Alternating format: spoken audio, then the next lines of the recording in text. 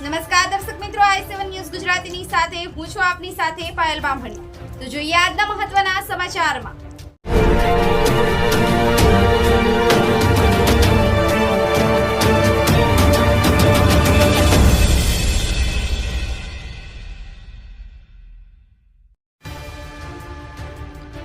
આજરોજ રેવાબા વિદ્યા મંદિર પાલૈયા ખાતે નવરાત્રી મહોત્સવ પર્વનું કરવામાં આવ્યું હતું।